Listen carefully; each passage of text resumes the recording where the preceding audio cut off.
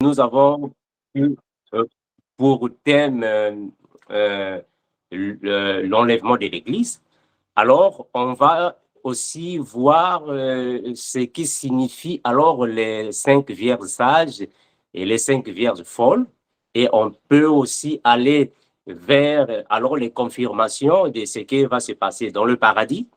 Donc, on va un peu parler sur l'enlèvement de l'Église et les récompenses des saints, le retour triomphal de Jésus, l'enlèvement des vierges sages et aussi la grande tribulation. On va poser des questions sur toutes ces choses afin que la Bible puisse alors nous éclairer. Donc, je vais donner l'exposé et vous pouvez alors poser les questions. Bon, je sais que parmi nous, il y a des frères et des sœurs qui vont vouloir parler alors en créole. Le frère Simpson va nous aider avec le français parce que moi, je n'entends pas les créoles, donc le frère Simpson va nous aider. Merci alors, que le Seigneur nous accompagne. Merci, frère Amando. Alors, frère avec Semio, frère Amando s'est présenté, lui, c'est un Africain, nous avons un qui pas trop loin, haïtien africain, et c'est un enseignant de la parole, c'est un monde qui recevoir un don, même gens avec les 5 dons nous connaissons du ministère, qui a un don doctoral, ça veut dire un don, bon Dieu bali, pour enseigner la parole. D'accord? Ça veut dire, jeudi à nous gagner, le frère Amando ensemble avec nous, qui pral parler sur l'enlèvement de l'Église et les vierges folles et sages. Et maintenant, pour rentrer directement dans le programme, maintenant, je fais place avec Léomide. Elle va chanter 1 ou 2 strophes pour nous. Après, on va rentrer directement dans le programme. Maintenant, c'est sur WhatsApp. La sœur Léomide. Ok, la sœur Léomide va chanter 1 ou 2 strophes pour nous, pour commencer. C'est avec 46, français mélodie. Seigneur, mon âme est soupir. On va commencer comme ça, au nom de Jésus.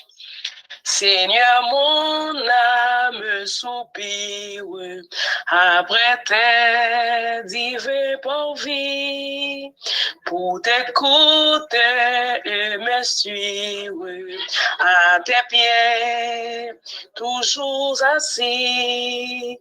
Formez-moi pour ton service, à ton école, ô Seigneur, que par ton esprit je puisse te servir avec ardeur.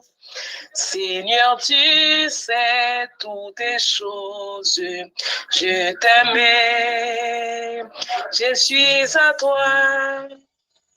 De moi tout entière dispose, je suis esclave du roi.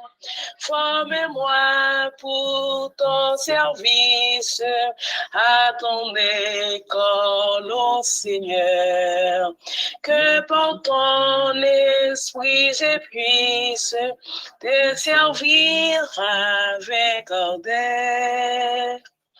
Forme-moi pour ton service, à ton école, ô Seigneur, que par ton esprit je puisse te servir avec ardeur. Ok, nous disons merci avec la sœur Léomide. Maintenant, pour commencer, nous allons prier. Et maintenant, on va écouter la sœur Blanguet. Sœur Blanguet? Sœur Blanguet, micro, ouvrez micro pour nous. Ouvrez micro là.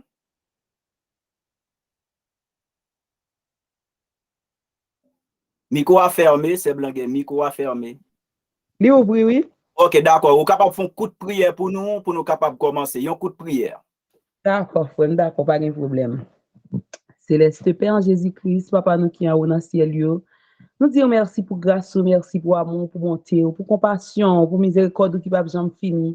Que nous venons dans la vie nous chaque matin, chaque minute, chaque seconde. Nous disons merci, cher Seigneur, pour l'initiative ça, pour être capable de venir assister avec conférencier ça. Nous disons merci avec étude que nous prenons le temps de capable de servir nous de bien. Merci pour frère Simpson. Merci pour notre frère, cher papa Soupli, qui vient pour capable enseigner nos paroles. Nous disons merci pour ça. Et on va protéger au cacher. Et nous, chaque qui est déjà prêt pour nous tendre. Et l'autre qui l'a capable qui pas monter, cher Seigneur, capable d'accompagner. Que parole ça capable de servir nous de bien. Tant pis, prends contrôle toute la journée pour nous mettre. Que tant ça que nous passé dans la présence, soit nous connaissons que le papa en vain, capable de servir nous de bien. Nous mettons toute bagaille la même constat. Prends contrôle la vie, nous prends contrôle chaque monde, cher Seigneur, qui est d'accord pour participer. Prends contrôle le serviteur qui prend le parler. On va mettre parole dans la bouche. Tout ça, il le faire va sortir directement de vous-même, non pas de lui-même. Nous remettons toute bagaille dans le même constat. Prends contrôle la vie, nous. Aidez-nous, cher Seigneur, capable de rester dans la ligne ça. Ce n'est pas seulement pour aujourd'hui à qui nous prions, pour jusqu'à ce qu'on va retourner, que parole ça fait chemin dans la vie, nous. Amen. Amen, amen. OK, amen. Nous mettons fermer micro pour nous. Fermer micro pour nous. OK, merci. Pour éviter bruit, nous avons fermé micro pour nous. Merci. Eh bien, aujourd'hui, mes frères et sœurs, nous avons le docteur Amando Kinaga qui va parler en gros et en large sur l'enlèvement de l'Église comme terme et les 10 vierges, les sages et les folles aujourd'hui. Parce qu'aujourd'hui, certains pensent que quand on parle de l'enlèvement de l'Église, c'est du théâtre. Certains pensent comme ça. Et les païens pensent aussi c'est de la folie. Et même les chrétiens, et parfois les gens sont impatients d'attendre le retour de Jésus. Maintenant, aujourd'hui, nous avons avec nous le docteur Amando Kinaga qui va parler en gros et en large sur l'enlèvement de l'Église. Et mes frères et sœurs, j'ai dit déjà bonne écoute et maintenant je fais place avec le docteur Amando Kinaga. Mon bien-aimé, le micro est à toi, mon frère. Merci une fois de plus, mon bien-aimé, le frère Simpson, pour l'invitation. Merci à tous les frères et toutes les sœurs qui sont ici avec nous et ceux qui nous vont nous suivre à partir de la maison. Aujourd'hui, nous allons parler sur l'enlèvement de l'Église. Ce n'est pas une doctrine que nous avons inventée, mais c'est le Seigneur qui nous en avait parlé. Quand le Seigneur Jésus était sur la terre, il a dit à ses disciples de cette époque, qui sommes nous aujourd'hui, qu'il est parti au ciel pour nous préparer une place. Et après avoir nous préparé la place, il reviendra pour nous prendre afin que nous puissions aller au paradis avec le Seigneur.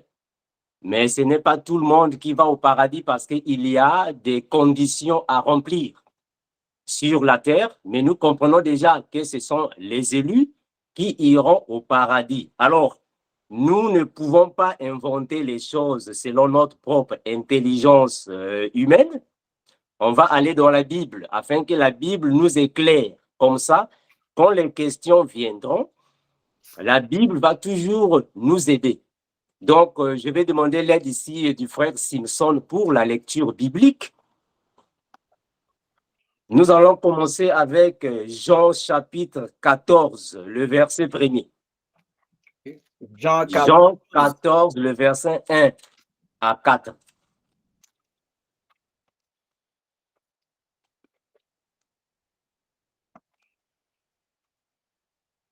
Que votre cœur ne se trouble point, croyez en Dieu et croyez en moi.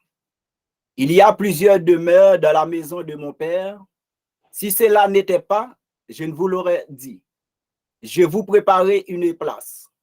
Et lorsque je m'en serai allé et que je vous aurai préparé une place, je reviendrai et je vous prendrai avec moi, afin que là où je suis, vous y soyez aussi. Vous savez où je vais et vous en savez le chemin.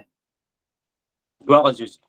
Donc ici, le Seigneur Jésus, quand il était sur la terre, il a promis aux disciples que dans la maison de mon Père, il y a plusieurs demeures, mais je vais pour vous préparer une place.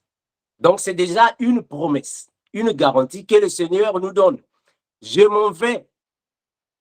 Je vais vous préparer une place. Et lorsque je m'en serai allé et que je vous aurai préparé une place, je reviendrai pour vous prendre et vous serez avec moi. Donc, c'est déjà une confirmation du Seigneur, parce que le Seigneur, c'est la vérité. Tout ce que le Seigneur a dit, puisqu'il est le très saint, il ne peut que dire la vérité. Donc, il nous a garanti une place dans le paradis. C'est là où que nous irons, dans la ville alors qui est préparée pour les élus, la Jérusalem céleste. Donc là, c'est une confirmation. Maintenant, comment est-ce que l'enlèvement de l'Église va se faire? Nous sommes dans 1 Thessaloniciens, chapitre 4, 15 à 17. 1 Thessaloniciens 4, 15 et 17.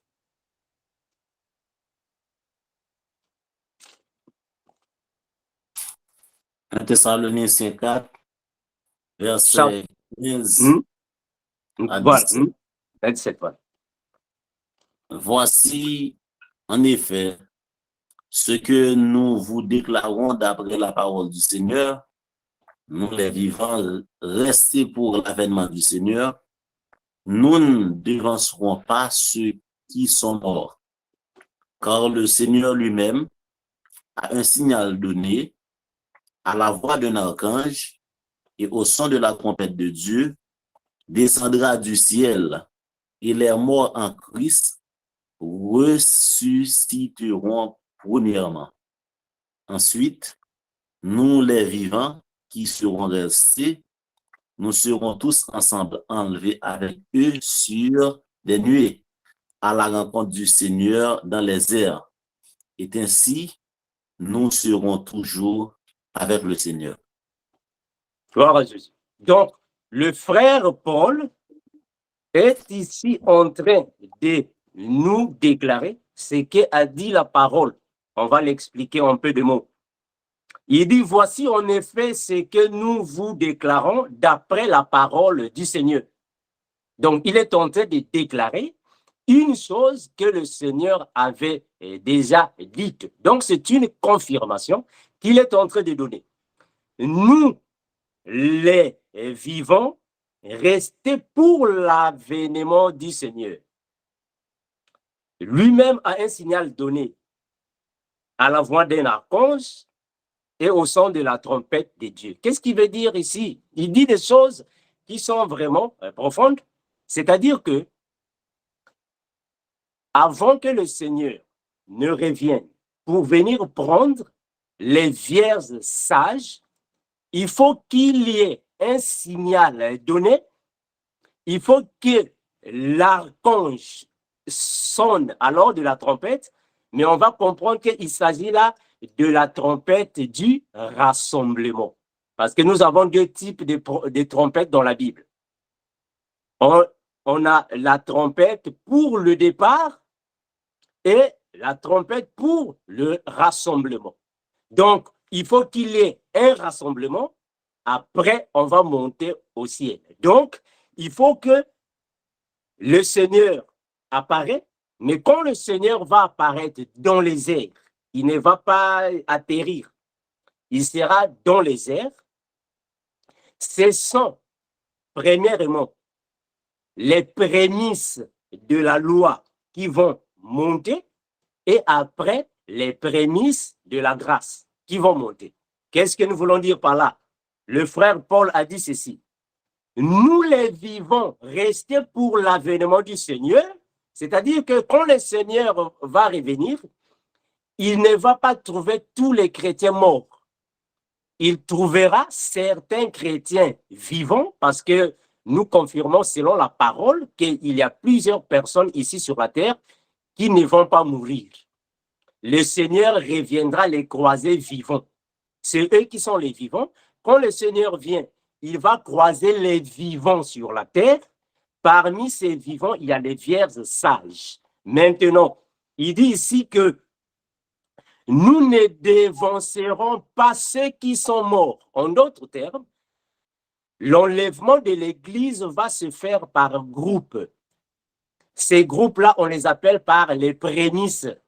Et ce sont les prémices de chaque saison.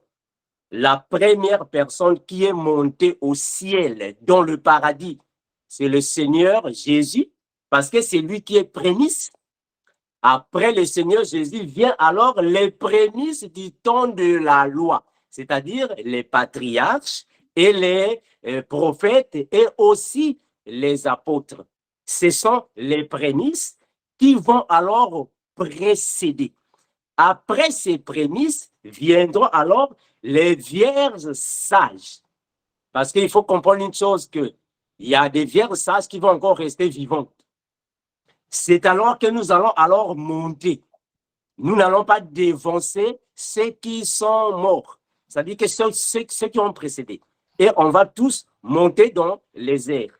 On répète que ce n'est pas tout le monde qui verra le Seigneur quand il va revenir pendant l'avènement pour l'enlèvement de l'Église. C'est différent avec ce qui se passe dans l'Apocalypse. Tout œil le verra. Ça, c'est différent. Là-bas, c'est pour la guerre d'Armageddon. À ne pas confondre. Maintenant, il dit ici dans le verset 16, ainsi.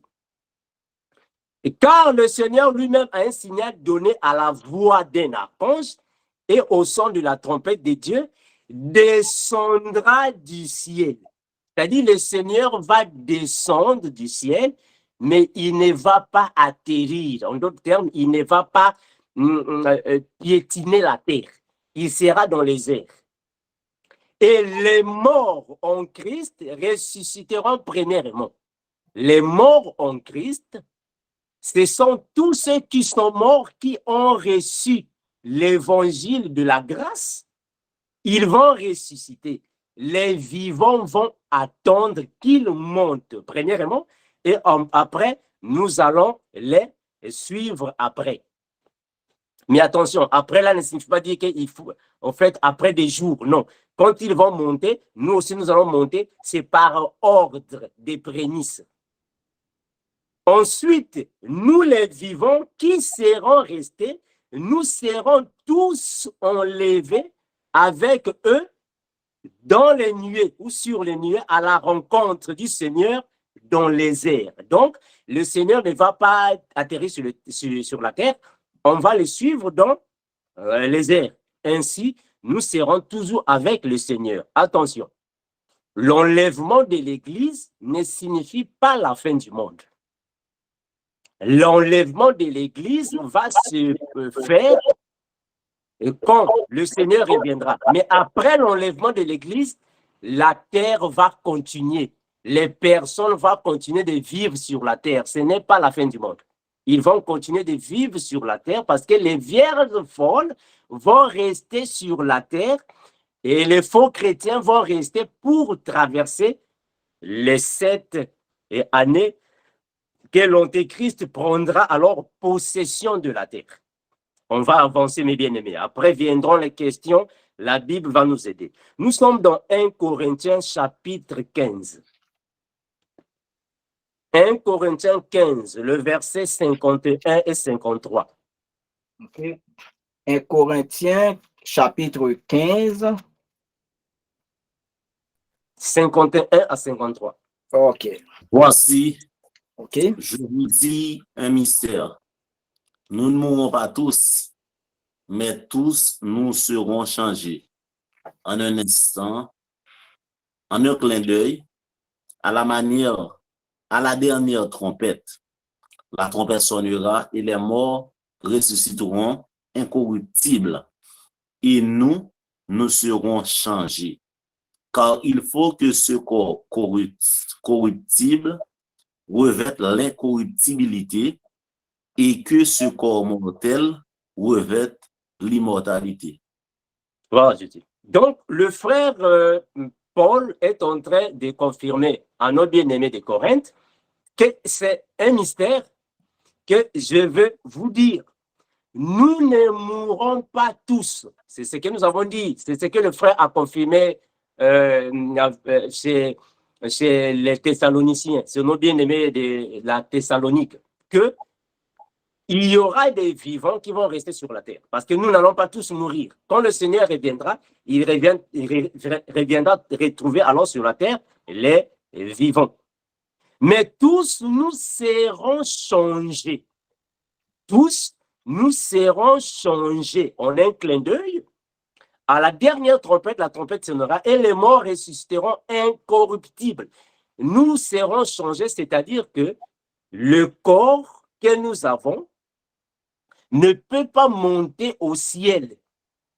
Parce que le paradis, là-bas, ce sont des choses spirituelles. Il faut que l'esprit sorte, c'est alors que l'esprit va revêtir l'immortalité. En d'autres termes, l'esprit va revêtir un corps qui aura droit au ciel, parce qu'il faut qu'il ait un corps céleste pour demeurer dans le ciel pour un certain temps.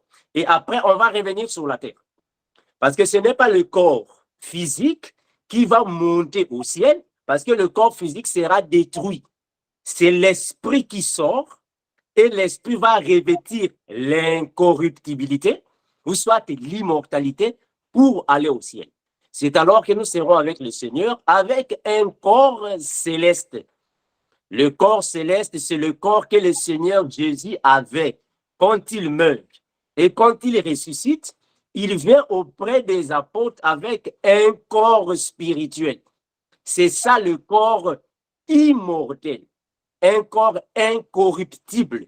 C'est le même corps que nous aurons quand nous reviendrons sur la terre pendant la période de 1000 années, ce qu'on appelle par le millénium.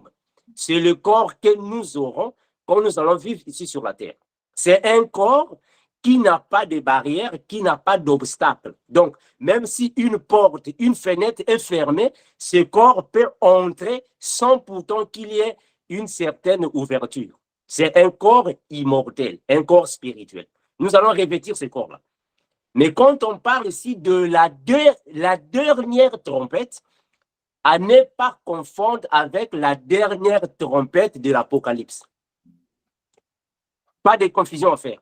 Ici, la dernière trompette, c'est la trompette du rassemblement qui est donnée à Moïse et que le Seigneur va alors nous faire vivre l'ombre pour venir à la réalité. Parce que la dernière trompette de l'Apocalypse, c'est la trompette de la colère. Ça n'a rien à voir avec les trompettes du départ et du rassemblement. C'est différent. Maintenant, nous comprenons déjà tous que avant d'aller au paradis, il faut être parmi les vierges sages.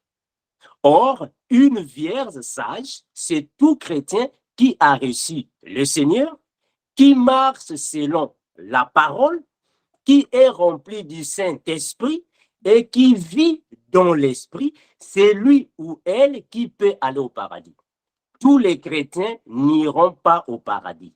Il n'y a que des chrétiens sages qui sont appelés les vierges sages. C'est elles ou ils iront alors au paradis. Là, nous allons faire recours à la parabole des 10 vierges. Nous sommes dans Matthieu, chapitre 25. Matthieu, chapitre 25. OK. Matthieu 25, Commençons au premier verset. au premier verset. Alors le royaume des cieux sera semblable à 10 vierges qui, ayant pris leur lampe, allèrent à la rencontre de l'époux. 5 d'entre elles étaient folles et 5 sages. Les folles, en prenant leur lampe, ne prirent point d'huile avec elles. Mais les sages prirent avec leur lampe et l'huile dans des vases. Continuez. Continue, mon frère. Comme l'époux tardait, tout s'assoupir et s'endormir. Au milieu de la nuit, on cria, « Voici l'époux, allez à sa rencontre. » Alors toutes ces vierges se réveillèrent et préparèrent leurs lampes. Les folles dirent aux sages, « Donnez-nous de votre huile, car nos lampes s'éteignent. » Les sages répondirent, « Non, il n'y en aurait pas assez pour nous et pour vous. Allez plutôt chez ceux qui en vendent et achetez-en pour vous. » Pendant qu'elle allait en acheter, l'époux arriva. Celles qui étaient prêtes entrèrent avec lui dans la salle des noces et la porte fut fermée. Plus tard, les autres vierges vinrent et dirent, « Seigneur, Seigneur, ouvre-nous. » Mais il répondit, « Je vous le dis en vérité, je ne vous connais pas. Veillez donc puisque vous ne savez ni le jour ni l'heure. » Continuez, frère Amado. Merci mon frère Simpson pour la lecture. Mais bien aimé, nous allons comprendre que ici, le Seigneur est en train de donner une parabole. Une parabole, c'est alors l'ensemble des messages cachés. C'est une pensée cachée, mais on doit la décoder parce que les choses ne sont pas telles qu'elles sont dans la parabole. C'est une parabole, c'est-à-dire que c'est une pensée, un message donné, mais avec des certaines portes fermées. On doit enlever le voile afin de bien voir la parabole. Une vierge sage ne signifie pas réellement une personne vierge qui n'a pas connu les hommes ou les femmes, non. Ici, la virginité signifie tout simplement la fidélité envers Dieu. Un chrétien fidèle à Dieu est un chrétien vierge parce qu'il est fidèle à un seul maître. La fidélité ici signifie avoir un seul époux. Et quand une personne a Jésus et tu as encore Marie, donc tu as déjà deux maîtres. En d'autres termes, tu as Jésus et tu as Bouddha. Tu as deux maîtres. Jésus et Mohamed ou Allah, deux maîtres. Vierge signifie tu as un seul époux. C'est-à-dire que tu gardes la virginité. Tu es vierge. Ça, c'est le premier pas. Le deuxième pas, la sagesse ici signifie la crainte de Dieu. Parce que la Bible nous dit que le commencement de la sagesse, c'est la crainte. Donc, la crainte, c'est la sagesse. Et la lampe ici signifie la parole. Parce que la Bible nous le confirme dans Psaume, que la lampe est la parole. La lumière ici, c'est la lumière du Saint-Esprit, que nous sommes aussi dans le Seigneur. Et l'huile qu'ils ont ici, c'est le Saint-Esprit. Mais alors, le chiffre 5, c'est le chiffre de la grâce. Et le chiffre 10, c'est le chiffre des commandements. Donc, les 5 vierges sages, ce sont les chrétiens qui ont, 1, la fidélité envers un seul époux, et 2, la lampe, la parole, et 3, l'huile, le Saint-Esprit, la lumière qui est aussi la lumière de la parole, le Saint-Esprit, et ils marchent selon les ordres de Dieu. Voilà pourquoi la Bible dit, ils ont pris des réserves avec elle. Donc, ce sont des chrétiens qui marchent dans la sanctification. C'est elles qui iront au paradis. Mais nous avons des vierges folles. Les vierges folles aussi ont les mêmes critères, mais malheureusement, leur huile a commencé de diminuer. En d'autres termes, le Saint-Esprit commençait de s'attrister. C'est ce qui veut dire pratiquement que ce sont des chrétiens qui ont accepté Jésus, qui sont venus dans la bergerie, mais malheureusement, ils ne marchent pas conformes au commandement de Jésus. Donc, ils sont chrétiens seulement de bouche, verbalement, mais ils sont encore dans le monde. Alors, les folles ont demandé aux sages, donnez-nous alors un peu de votre huile parce que nos lampes sont en train de s'éteindre. Les sages ont dit, nous ne pouvons pas vraiment vous les en donner, partez alors acheter. Ce qui veut dire que quand le Seigneur va revenir, les vierges sages vont monter. Les folles vont rester. Pourquoi? Parce qu'ils ou elles ont attristé le Saint-Esprit. Mais attention, cela ne signifie pas dire qu'elles iront en enfer. Non. Puisque dans la parabole, on nous a dit que les vierges folles iront acheter l'huile et elles vont revenir. Mais malheureusement, quand elles reviennent, la porte est déjà fermée. En d'autres termes, quand l'enlèvement de l'église va s'effectuer, les vierges sages sont parties, c'est fini. la porte est fermée. En d'autres termes, les vierges folles ne peuvent plus monter parce que les sages sont déjà partis dans la fête des noces.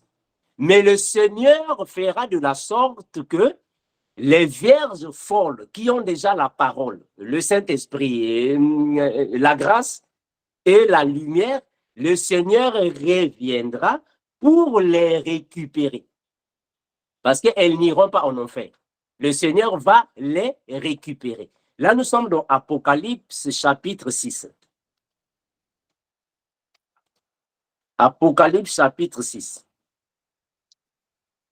Le verset 9 à 11. Apocalypse 6, le verset 9 à 11. Oui, mon frère. Quand il ouvrit le 5e sceau, je vis sous l'autel les âmes de ceux qui avaient été immolés à cause de la parole de Dieu et à cause du témoignage qu'il avait rendu. Ils criaient d'une voix forte en disant: jusque à quand, maître saint et véritable, t'as-tu à juger et à tirer vengeance de notre sang sur les habitants de la terre? Une robe blanche fut donnée à chacun d'eux, et il leur fut dit de se tenir en repos quelque temps encore, jusqu'à ce que fût complet le nombre de leurs compagnons de service et de leurs frères qui devaient être mis à mort comme eux. Gloire à Jésus. Mais bien aimés, nous allons comprendre cette chose, c'est important à regarder. Quand il ouvrit le 5e sceau, il ici c'est pour le Seigneur Jésus, le très saint. Pendant l'ouverture du 5e sceau, les vierges sages sont déjà au paradis. Remarquez ça, c'est important. Pendant l'ouverture du 5e sceau, les vierges sages sont déjà au paradis. Donc ici, on nous parle des vierges folles qui vont rester. Quand on va ouvrir le 5e sceau, les sages sont au paradis. Ici, sur la terre, va se passer alors le règne de l'Antéchrist. C'est alors que les vierges folles qui iront acheter l'huile, en d'autres termes, qui vont se repentir, qui vont passer à la repentance, qui vont recommencer ou soit regagner leur premier amour, à cause de la marque de la bête, elles seront tuées par le faux prophète sous les ordres ou l'autorité de l'Antéchrist. Elles seront tuées. Mais quand elles seront tuées, alors elles iront dans le lieu de repos pour attendre le retour triomphal de Jésus. Voilà pourquoi ils ou elles auront des robes blanches. Mais la Bible nous confirme que ceux qui ont des robes blanches, c'est ceux qui vont traverser la grande tribulation. Nous sommes dans Apocalypse, toujours le chapitre 7, le verset 13 et 14. Apocalypse 7, le verset 13-14. Et l'un des vieillards prit la parole et me dit: ceux qui sont revêtus de robes blanches, qui sont-ils? Ou d'où sont-ils venus? Je lui dis: mon Seigneur, tu le sais. Et il me dit: ce sont ceux qui viennent de la grande tribulation. Ils ont lavé leurs robes et ils les ont blanchies dans le sang de l'agneau. Gloire à Jésus. Donc, ceux qui vont laver leurs robes ici, ils ont lavé leurs robes. C'est un langage biblique. C'est un langage. Cela ne signifie pas dire que réellement, ils ont pris les robes, ils sont mis dans l'eau. Non. Laver la robe ici signifie tout simplement se repentir de ses péchés et regagner son premier amour. En d'autres termes, marcher dans la sanctification. Ça, c'est laver la robe. Donc, quand les vierges sages vont monter au ciel, les vierges folles qui vont rester sur la terre, elles vont laver leurs robes. C'est-à-dire, elles vont se repentir de leurs péchés et vont commencer de mener la vie de sanctification. C'est elles qui vont traverser la grande tribulation. Or, pendant la grande tribulation, les sages sont au paradis. Donc, ici, le frère Jean est en train de nous parler des vierges folles qui seront décapités par l'Antéchrist parce que c'est eux ou elles qui sont ici appelés par les martyrs, c'est-à-dire les martyrs de la foi. C'est pendant le 5e saut qu'ils ou elles alors seront décapités. Donc, nous allons prendre le dernier passage afin que vous puissiez alors poser les questions s'il y en a. Nous sommes dans Apocalypse chapitre 20, le verset 4 et 5. Apocalypse chapitre 20, verset 4 et 5. Et je vis des trônes, et à ceux qui s'y assis fit donner le pouvoir de juger.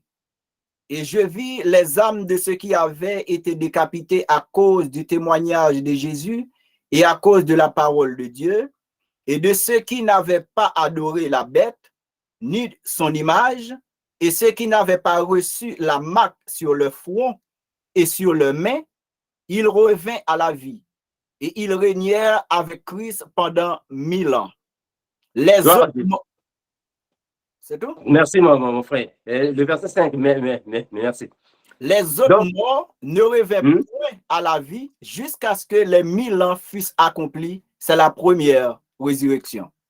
Voilà, merci, mon frère Simpson. Donc, ici, le frère Jean est en train de confirmer que ce sont ceux qui, premièrement, qui vont venir de la grande tribulation. Or, pendant la grande tribulation, nous sommes au paradis. Ça, c'est le premier point. En plus, ce sont ceux qui n'ont pas reçu la marque de la bête, qui n'ont pas adoré la marque de la bête, qui n'ont pas obéi à la marque de la bête et au nom de la bête. Donc, c'est la grande tribulation. Ici, on nous confirme réellement qu'il s'agit des vierges folles. Parce que pendant l'obligation de la marque de la bête, l'Église ne sera pas ici. C'est-à-dire que les vierges sages, nous serons déjà au paradis. Donc, ça, c'est alors les éléments qui couvrent l'enlèvement de l'Église. Nous sommes en train d'attendre le Seigneur qui reviendra pour prendre les vierges sages, pour monter au ciel. Et malheureusement, un groupe de chrétiens va rester, qui vont traverser alors la grande tribulation. Parmi ce groupe, nous avons les vierges folles. Donc, nous déclarons à tous nos bien-aimés que la vie de sanctification est la chose motrice dans la vie chrétienne. C'est lui ou celle qui n'a pas la vie de sanctification n'ira pas au paradis, à moins que son cas soit un cas particulier, c'est-à-dire que, prenons l'exemple du voleur qui est sur la croix. Le voleur qui était sur la croix, Jésus a dit que tu seras avec moi aujourd'hui dans le paradis. Il n'a pas mené la vie de sanctification parce qu'il était sur la croix et il était à 2 doigts de la mort. Mais une personne qui vit sur la terre, tu es en forme, tu vis sur la terre, la vie de sanctification est une obligation à nous tous.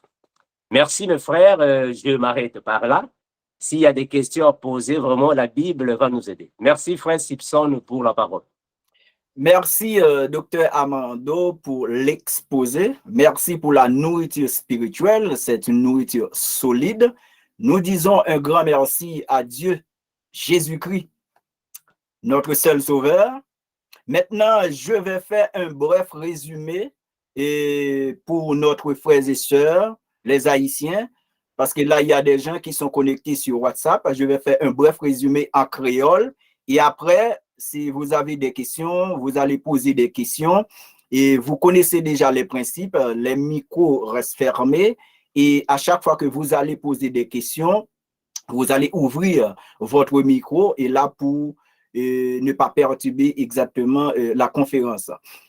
Et vraiment avec Siemio, nous avons un docteur Amando qui t'a parlé nous sur l'enlèvement de l'Église. Et n'a dit nous, il n'y a pas de problème, si vous voulez poser des questions en français, il n'y a pas de problème, si vous voulez poser des questions en créole, il n'y a pas de problème. D'accord? Et qui t'a parlé de l'enlèvement de l'Église avec nous, son sujet qui est très important pour nous chrétiens, mais il fait nous connaître que dans l'enlèvement, alors c'est ça la Bible dit tout, dans l'enlèvement, ce n'est pas tout le monde qui va aller. Dans l'enlèvement de l'Église, ce n'est pas tout le monde qui fait partie de l'enlèvement, parce que dans l'Église, il y a 2 types de chrétiens. Il y a les vierges sages et les vierges folles. docteur Amando apprend nous que moun qui gen pour monter dans enlèvement, c'est ça nous relè les vierges sages. Moun qui pas praler dans enlèvement, c'est ça relè les vierges folles. Les vierges folles, li définit mot vierge là pour nous. Et avant nous allons rentrer dans le mot vierge là pour nous définir vierge, pour nous définir folle et sage, li te fait nous connaître dans enlèvement, là nous praler pour une question de catégorie.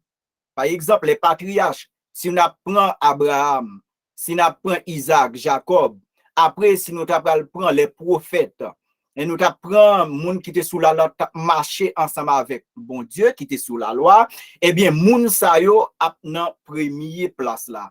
Après nous allons joindre les apôtres et les disciples. Ça veut dire gen yon étape dans enlèvement. Il dit nous dans enlèvement, moun qui a fait partie dans enlèvement c'est les vierges sages. Moun qui pas praler dans enlèvement, c'est moun qui t'a dans l'église qui pas une vie de sanctification, c'est un moun qui pas une vie de sainteté, moun sa yo pas fait partie enlèvement. Mais docteur Amando fait nous comprendre, moun qui pas praler, ça pas veut dire yo pral dans l'enfer. Non, yo pas pral dans l'enfer, mais moun sa yo pral passer de la grande tribulation. Et lorsque moun sa yo pral passer de la grande tribulation, moun qui pas recevoir marque de la bête, moun qui pas adorer image bête là, eh bien c'est moun sa yo nous pral joindre qui pral recevoir une robe blanche ou une robe blanche. Mais il dit robe blanche ça c'est pas une robe par exemple et nous prendre gens nous même littéral, c'est comme si des moun qui viennent repentir, sont série de moun qui accepter ça ou te faire vraiment pas bon, eh bien yo pas rentrer exactement dans l'enlèvement, il pas fait partie de l'enlèvement, mais moun sa yo pral joindre chance yo après, mais faut que yo pas recevoir la marque de la bête. Et puis frère Amando fait nous te dit nous tout gagner deux types de trompettes. Gagner yon premier trompette c'est une trompette de rassemblement. Et puis nous gagner yon l'autre trompette encore lui-même c'est une trompette qui pral faire nous sentir que rassemblement et une trompette de départ. Ça veut dire qu'il y a deux types de trompettes. Une trompette qui va faire nous sentir départ là et une trompette de rassemblement. Je t'ai dit nous pour ne pas confondre avec la trompette de Moïse lorsque nous connaissons dans le désert les pour nous te ressembler toujours après rassembler moun avec une trompette qui a plusieurs sons trompettes. Chaque trompette est là pour faire part. Mais là, parlez nous de deux types de trompettes. Une trompette qui est là pour départ et une trompette qui est là pour rassemblement. Et puis, docteur Amando te fait nous comprendre, le mot, là, on a parlé sage. Sage qui signifie crainte de Dieu. C'est ça fait dans l'église, là, on parle de les vierges folles et les vierges sages. Eh bien, les vierges sages, il dit nous, c'est moun qui est craintif pour bon Dieu. C'est moun qui t'a marché dans la sanctification. C'est moun qui t'a vécu dans la sainteté. C'est ça, les sages là. C'est moun qui est crainte pour bon Dieu. Eh bien, ça, les l'emplant qui signifie la parole. Lampe nous, c'est ça qui signifie la parole. Là, nous a parlé de l'huile qui signifie le Saint-Esprit. Il définit pour nous, il dit nous, l'huile là, c'est le Saint-Esprit. Et maintenant, il a parlé de chiffre 5, il a dit 5 sages. Eh bien, le mot 5, il dit c'est chiffre de la grâce. Il fait nous connaître, le mot chiffre 5, c'est chiffre de la grâce. Et 10 signifie, nous connaît, le chiffre 10, c'est commandement, les 10 commandements. D'accord. Et puis, il t'a dit nous que et les vierges folles, nous pas qu'à courir dire les vierges folles praler dans l'enfer, mais les vierges folles pral passer dans ça la grande tribulation et c'est moun sa yo dans texte de pendant Apocalypse qui pral montrer nous moun sa yo qui pas marcher bien avec bon Dieu yo pral subir dans ça la grande tribulation. Mais les fait nous connaît que là nous parler de robe blanche là, là on parle de robe blanche pour les vierges folles, ça veut dire laver robe là signifie repenti. Moun a repenti de saleté fait. Les laver robe dans le sang de l'agneau, ça veut dire moun a repenti de toute saleté fait yo, eh bien il pas recevoir la marque de la bête, il pas adorer image bête là, eh bien moun sa yo à cause maintenant du témoignage de Jésus, eh bien moun sa yo pral recevoir une robe blanche, moun sa yo pral capable passer dans le règne millénaire. Mais docteur Amando fait nous connaître que pour ne pas confondre l'enlèvement avec la fin du monde. L'enlèvement de l'église, c'est pas la fin du monde. D'accord? Alors nous te faisons un bref résumé pour comme ça, pour si pral gen question. pour nous capables de poser, mes frères et sœurs. Maintenant, il y a déjà une question sur l'écran, c'est bien Ridoré Dindou. Maintenant, là, je fais place avec Ridoré Dindou. OK, Ridoré Dindou.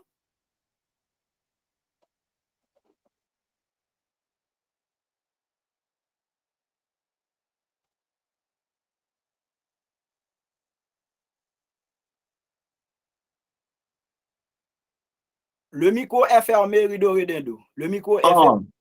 Merci.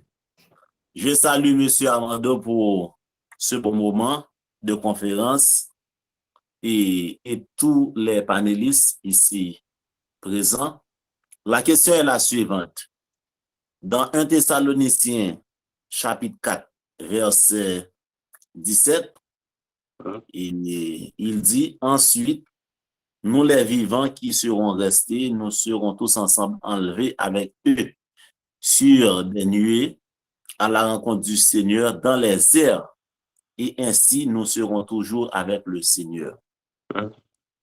Lorsqu'on dit dans les airs, est-ce que le Seigneur Jésus va être vu par tous? Quand je dis par tous, je parle des vivants et des non-vivants. Est-ce que la question est saisie? Bon, mais bien aimé, je ne sais pas si Frère Simpson, ça va, la question est déjà passée ou soit alors oui, je vais faire. Alors, excuse-moi, Dindou, donne-moi une seconde. Alors, je demande avec toutes les sœurs de mettre quelques remarques là sur la tête. C'est Léomide? C'est Léomide? Oui.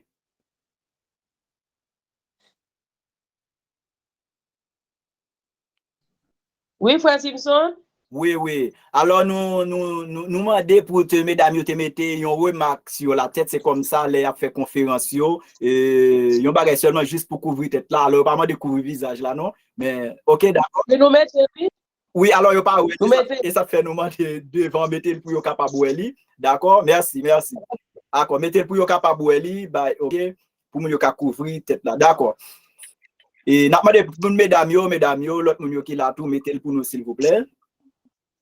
OK. Est-ce que je peux reprendre la question? Oui, tu peux Dindou. OK. Dans 1 Thessaloniciens chapitre 4, verset 17, il est écrit, et ensuite nous les vivants qui seront restés, nous serons tous ensemble enlevés avec eux sur les nuées à la rencontre du Seigneur dans les airs. Et ainsi nous serons toujours avec le Seigneur.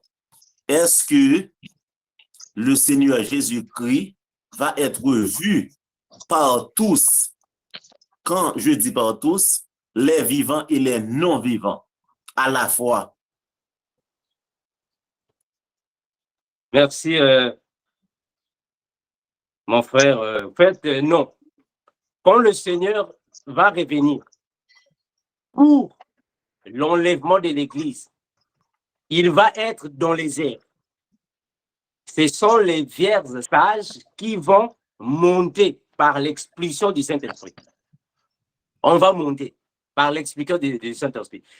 Le monde va voir Jésus quand il reviendra pour la guerre d'Armageddon. Là, nous sommes dans Apocalypse chapitre 1er, le verset 7, frère Simpson.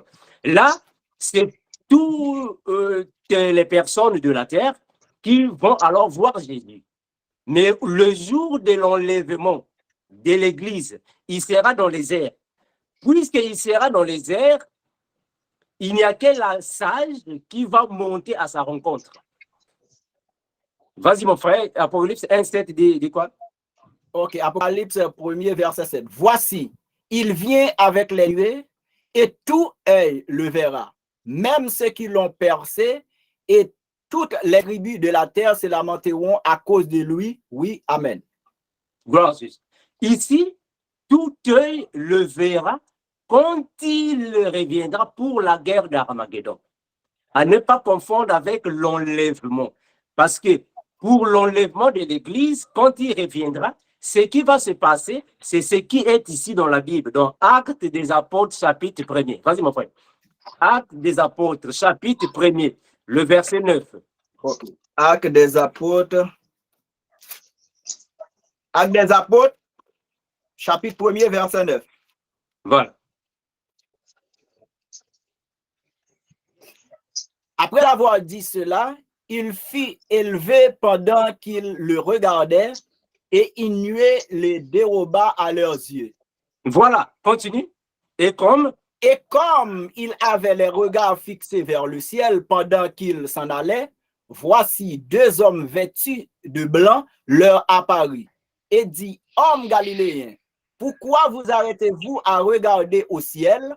C'est Jésus qui a été enlevé au ciel du milieu de vous, reviendra de la même manière que vous l'avez vu allant au ciel. très bien. Donc ici, alors, quand le Seigneur est monté au ciel, il était vu par ses disciples. Mais il y a eu une nuée qui est venue alors les dérober. La nuée les a dérobés. Parce qu'il faut comprendre une chose, que le Seigneur, quand il revient avec la force spirituelle, il ne peut pas être vu par tout le monde, à moins que cela est pour le retour avec les armées célestes. C'est différent. Quand il va revenir, il sera dans les airs, la Vierge sage qui va monter à sa rencontre. Donc, les hommes de la terre ne verront pas le Seigneur pendant l'avènement. C'est nous qui irons à sa rencontre et nous les verrons dans les airs. Parce qu'il sera dans les airs. Ah, ça va, mon frère. Ouais, Simpson. Ok, d'accord. Maintenant, nous avons une main levée. C'est Léomide. C'est Léomide, nous fait place avant. C'est Léomide. Micro l'a fermé, c'est Léomide. Micro l'a fermé. Ok, d'accord. On dit nan béni nous. Amen. Nous remercions conférencier nous pour bel chemin ça l'a mette nous et l'a mette nous dans un chemin que nous pas espérer ni connaître ça avant. Nous dit bon Dieu merci, bénédiction pour frère Simpson tout qui ouvre trace là pour nous. Et question moi-même moi t'a poser, c'est parce que nous dit que l'église là pour enlèvement de l'église là fait, mais c'est pourquoi l'a fait. Dans Apocalypse chapitre 21, il parle nous de la nouvelle terre, le nouveau ciel. Est-ce que les nous-mêmes nous enlever, est-ce que c'est tout bon? C'est dans le ciel là n'a vivre net ou bien vraiment n'a retourner sur la terre pour nous venir vivre? S'il vous plaît, qui côté royaume n'a bâti parce que grand pile monde qui fait nous connaître d'après message ça, d'après Apocalypse chapitre 21, pas gagné monde qui peut vivre dans le ciel là vrai, royaume non c'est sous la terre. La vin bon Dieu a établi royaume non et nous dit que l'église l'a enlevé c'est pourquoi l'a fait côté nous même nous pral vivre s'il vous plaît. Ok, merci. Vous mettez fermé micro pour nous, merci. Ça va? Ok, la sœur Léromide remercie le frère Amando pour l'exposé sur l'enlèvement de l'église cet après-midi. Et la sœur Léromide a posé une question. La Bible a dit que l'enlèvement de l'église, ce n'est pas la fin, mais elle aimerait savoir, frère Amando, elle aimerait savoir les sauvés là, que nous sommes en train de parler aujourd'hui, les sauvés là, les vierges sages et les folles qui vont recevoir les robes blanches après la grande tribulation. Il a dit que dans l'Apocalypse 21, et les gens disent que nous n'allons pas vivre au ciel. Où serons-nous exactement après tout? Après tout, où serons-nous exactement? Est-ce que c'est sur la terre ou bien nous allons vivre le temps, l'éternité dans les cieux? Merci pour la question, ma sœur. En fait, nous irons au ciel.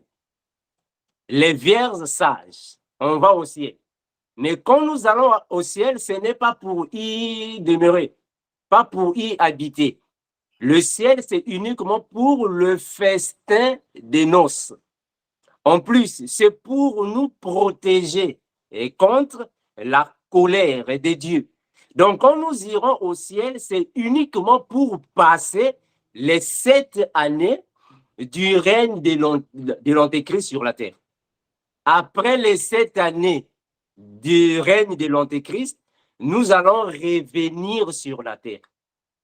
Quand nous reviendrons sur la terre, c'est alors que les vierges sages, les vierges folles et les 144 000 d'Israël, nous allons tous régner ici sur la terre pendant 1000 années. C'est ça qu'on appelle par le millénium, pendant 1000 ans. Et quand les 1000 ans vont terminer, c'est alors qu'il y aura la guerre de Gog et Magog qui va alors amener là-bas au jugement dernier. C'est bien après qu'il y aura le jugement dernier, c'est alors que le Seigneur va nous établir éternellement ici sur la terre. Je ne vais pas beaucoup entrer en profondeur pour ne pas créer des confusions. Je m'arrête d'abord par là. Ok, si merci. Encore des questions, bon. Ok, merci, Armando. La question de celle de savoir exactement, parce que Jésus-Christ a dit, dans la maison de son Père, il y a plusieurs demeures dans la maison de son Père. Est-ce que les vierges sages vont dans le paradis, dans le 3e ciel, ou dans la maison de son Père? Est-ce que c'est dans le paradis ou dans la maison de son Père? C'est la deuxième question.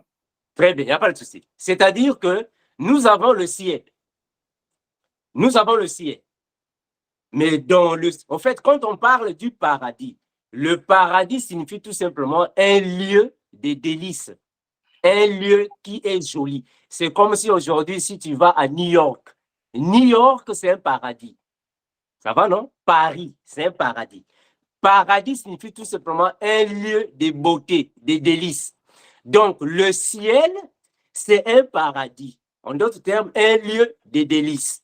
Maintenant, le Seigneur Jésus est parti nous préparer une place.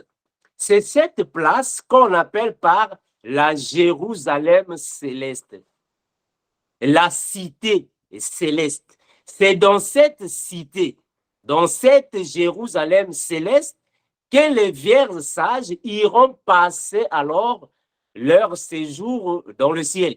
C'est dans la cité céleste.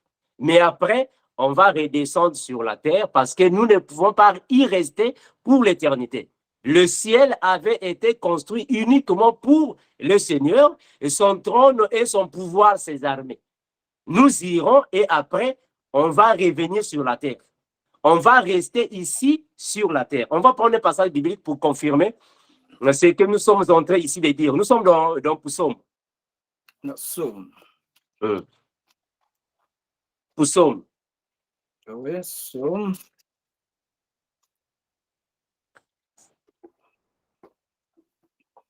Psaume.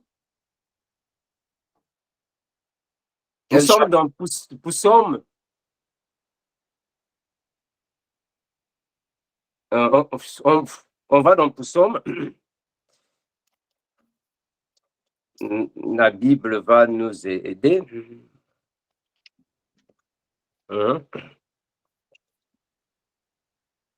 La Bible va nous aider. On va aller dans Psaume pour voir cela pour le Fils de l'homme.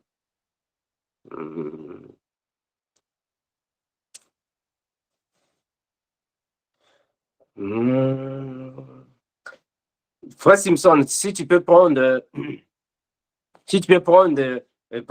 prends d'abord Ésaïe 66, le verset 1er. Ésaïe 66. Ok. Ésaïe 66, le verset 1er.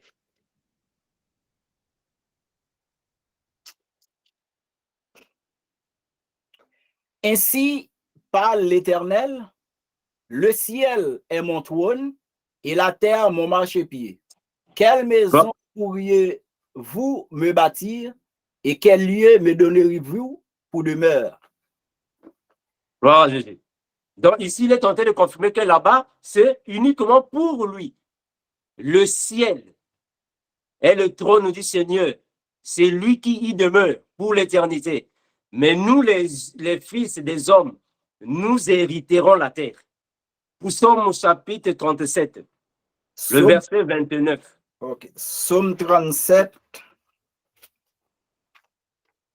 Psaume 37, le verset 29.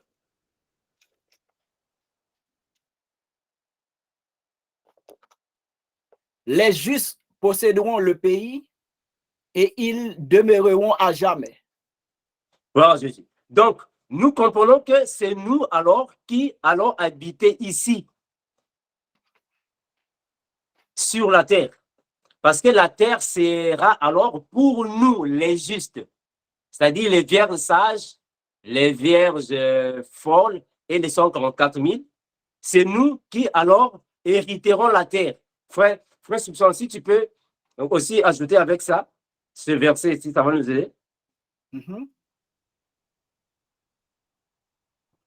Ça va aussi nous aider pour juste avoir plus de versets bibliques, pour avoir plus de témoins.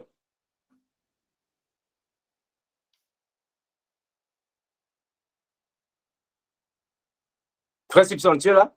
Oui, oui. Voilà. Nous pouvons pouvoir plus de témoins afin que la Bible nous aide. Ok, oui. Quel livre c'est toujours dans Psaume? Voilà, Psaume, tu as lu Psaume 37 et 29, non? Oui, oui. Ça va, non? Oui, oui. J'ai déjà lu. Ah, voilà. Voilà, gloire à Jésus. Donc, la terre, c'est nous qui allons alors hériter la terre et le Seigneur, lui, il restera dans le ciel pour l'éternité. Merci, Frère Simpson. Ok, merci. Nous allons faire place avec Pasteur Bien-Aimé. Avant nous prendre Pasteur Bien-Aimé, question, c'est Léomide. Oui, nous ne pouvons pas vivre tout le temps net, rester dans le ciel là, parce que le ciel là, c'est trône, bon Dieu. C'est là le fait assemblage pour voir, mais lui donner la terre au Fils de l'homme. Ça veut dire, bon Dieu, bah, nous la terre pour nous rester. Lorsque nous allons dans une demeure, comme Jean-Jésus-Christ te dit là, il te préparé, il y a plusieurs demeures dans la maison de son Père. Nous allons dans Jérusalem céleste là en l'air. Après, nous allons pour nous retourner. Et puis après bataille à Magédon, nous pral qu'on y a pas rentrer après jugement du grand trône blanc, tout bagay fini, c'est là ça nous pral rentrer dans l'éternité, mais nous pral passer temps n'a vivre là c'est sous terre. Parce que ciel là c'est trône de Dieu. D'accord, c'est Léomide, si il y a une réaction tout à l'heure, on est capable de reposer l'autre question, mais maintenant on a fait place avec Pasteur Bien-Aimé. Bon Dieu béni, Frère Simpson. Bon Dieu béni au Pasteur Bien-Aimé. Amen. Nous saluons tout le monde qui attend de nous sur le réseau. Et nous saluons aussi Dr. Armando. On va traduire pour nous, s'il vous plaît. Que Dieu bénisse notre docteur, instructeur Armando. Et je me sens très content de suivre avec beaucoup d'attention l'exposé. Alors, j'ai des questions, mais j'aimerais avoir un petit éclaircissement sur la question qu'avait posée Sœur Léomide. C'est une très belle question. Alors, je suis en train aussi de féliciter Frère Simpson qui fait de très grand travail. Et que Dieu bénisse Frère Simpson. Voilà, Dieu. Merci. Alors, la question, avant de poser la question que je vais poser, mais j'aimerais avoir un petit éclaircissement sur Philippiens 3, verset 20, comparativement à la question qu'avait posée la sœur Léomide. Ce n'est pas encore ma question, mais c'est pour avoir plus d'éclaircissement, plus détaillé. J'espère que vous me comprenez bien. Oui, Philippiens 3, verset 20. Oui, comparativement avec la question posée, les réponses données par Dr. Armando Achelomide. Ok, je vais chercher le texte. Ok. Si vous voulez, je peux lire, ok? Ok, Philippiens 3, le verset Verset 20. 20. Mais notre cité à nous est dans les cieux, d'où nous attendons aussi comme sauveur le Seigneur Jésus-Christ. Ouais, un peu Amen. de détails, puisque nous, concernant que nous allons passer un temps dans le ciel, et puis et la Bible dit nous serons toujours avec le Seigneur. Nous serons toujours avec le Seigneur. Très bien. Que vous pouvez me dire, s'il vous plaît, là-dessus? Merci, pasteur bien-aimé, c'est ça, non? C'est ça? Bien sûr, pasteur bien-aimé. Ah, ok, merci. Bon, au fait, c'est ce que nous avons dit, que le Seigneur nous a dit qu'il est parti nous préparer une place. La place qu'il est parti nous préparer, c'est la cité des élus. C'est cette cité qu'on appelle par la Jérusalem céleste. C'est la cité des élus.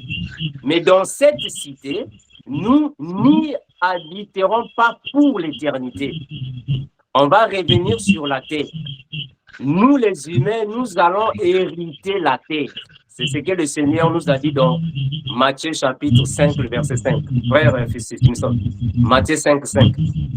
Donc, la cité ici est pour nous dans le ciel. Amen. Nous avons une cité.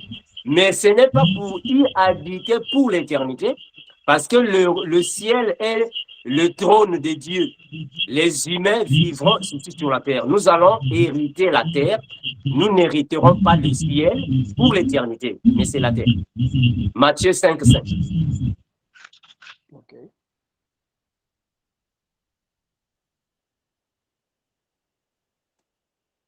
Frère Simpson, Matthieu 5, 5.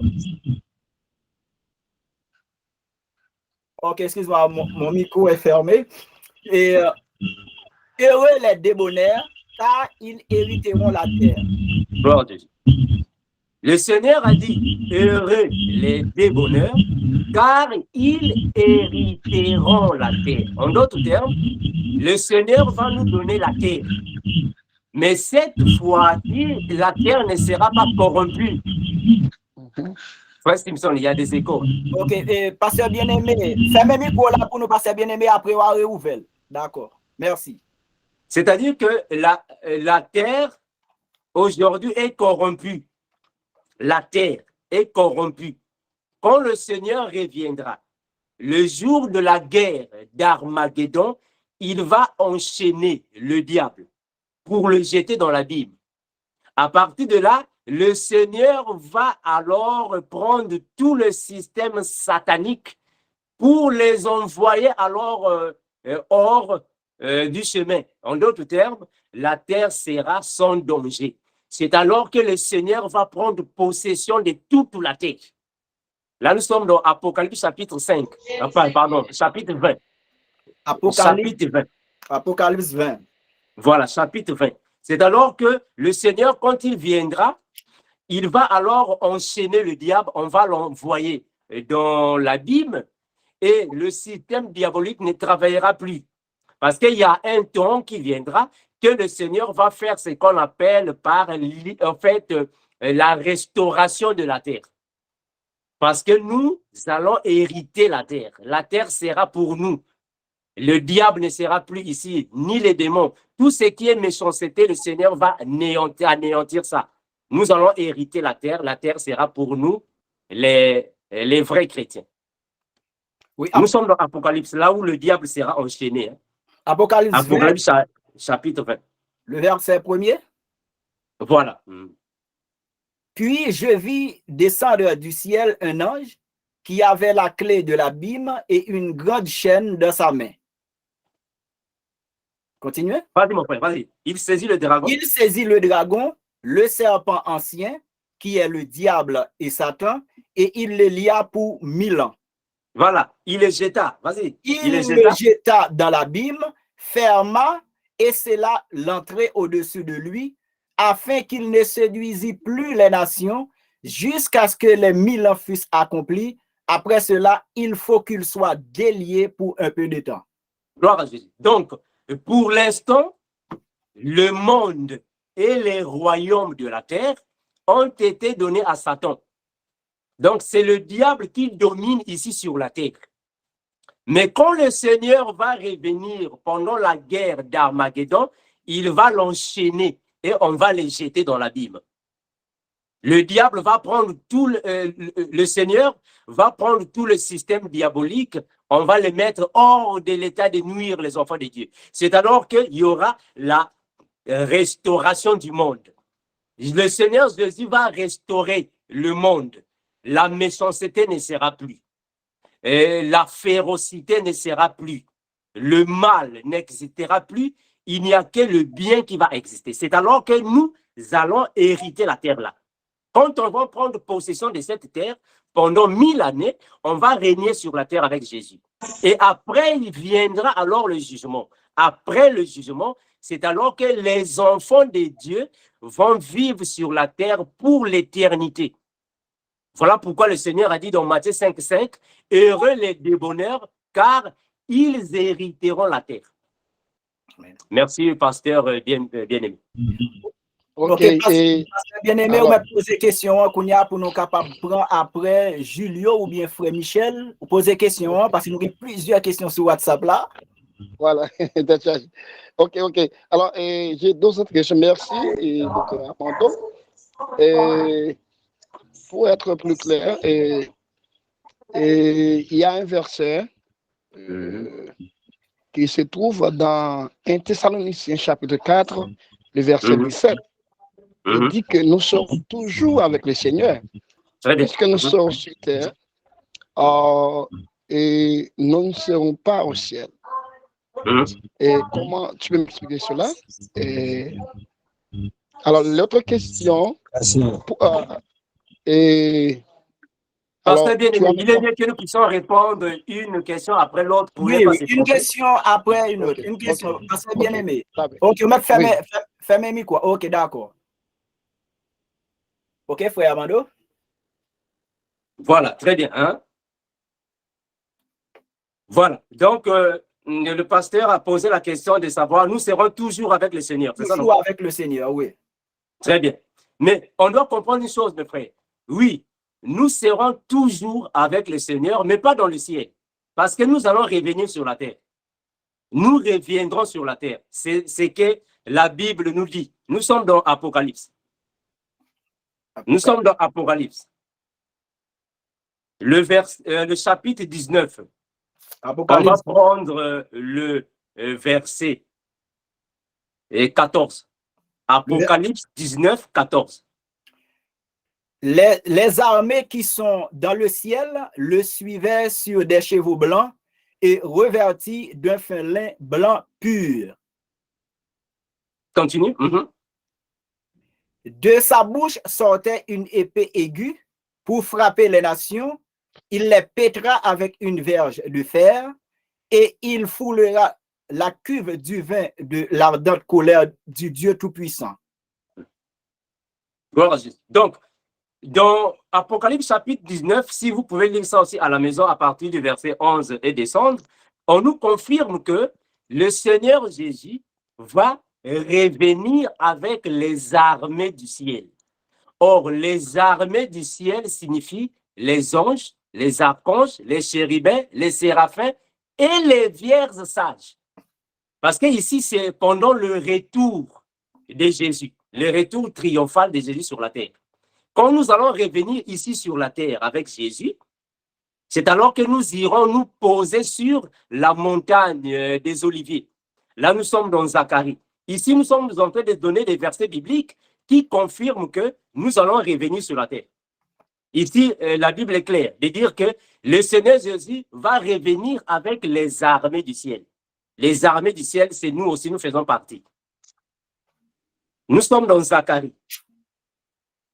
Zacharie aussi nous confirme la même chose.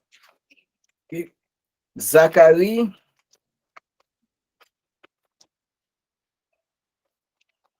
Nous sommes dans Zacharie afin que nous puissions confirmer que nous allons revenir sur la terre. Nous n'allons pas rester là-bas au ciel. On va revenir sur la terre.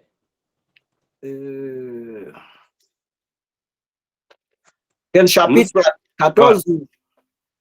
Voilà, va dans Zacharie chapitre 14. Le verset?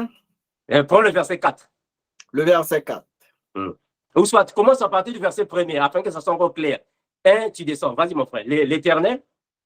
Ok. Voici, le jour de l'Éternel arrive, et tes dépouilles seront partagées au milieu de toi.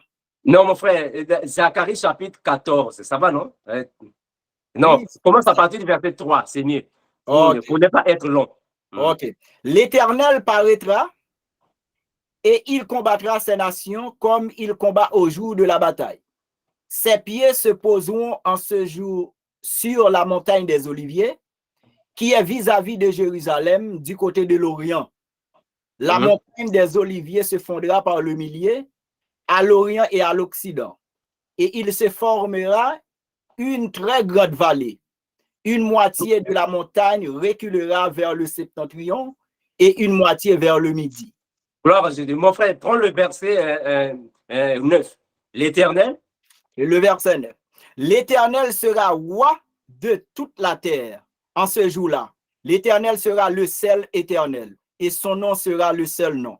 Merci, mon frère. On s'arrête. Donc, la Bible, déjà dans les prophéties, nous a confirmé que le Seigneur est au ciel.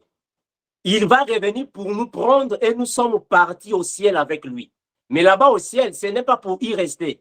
C'est juste pour un séjour court. C'est juste pour commencer de célébrer le festin des noces. Or, le festin des noces, selon la culture juive, prenait 7 jours de la semaine, ce qui correspond prophétiquement par 7 années. Donc, après les 7 années, le Seigneur va revenir sur la terre avec les armées, avec nous. On va revenir sur la terre. C'est alors qu'il sera le roi de la terre. Tu peux répondre ça, mon frère? Zacharie 14, 9. Est-ce que tu peux répondre cette lecture-là? L'Éternel sera roi de toute la terre en ce jour-là. L'Éternel sera le seul éternel. Et son nom sera le seul nom. Gloire à Jésus. Donc, la Bible, le frère Zacharie ne nous dit pas que l'Éternel sera le roi du ciel. Non. Le roi de toute la terre. Parce que nous allons revenir ici sur la terre et c'est nous qui allons habiter la terre. Nous allons hériter la terre et le Seigneur va retourner au ciel. Merci, pasteur bien-aimé. Ok, maintenant, pasteur bien-aimé, oui, pour nous prendre deuxième question, pasteur bien-aimé, avant tout à l'heure, bon, pour une question, Julio ou bien frère Michel, qui t'a levé maintenant aussi. Après, on a tourné sur pasteur bien-aimé parce que les gens là bombardent avec questions. Oui, Julio. Frère Michel? Micro a fermé, frère Michel. Micro a fermé. Frère Michel? Frère Julio? Frère Julio, micro l'a fermé. Faut ouvrir micro pour poser question, oui? Si ce n'est pas ça, je vais sur WhatsApp là, frère Armando. Les gens me bombardent avec les questions là sur WhatsApp.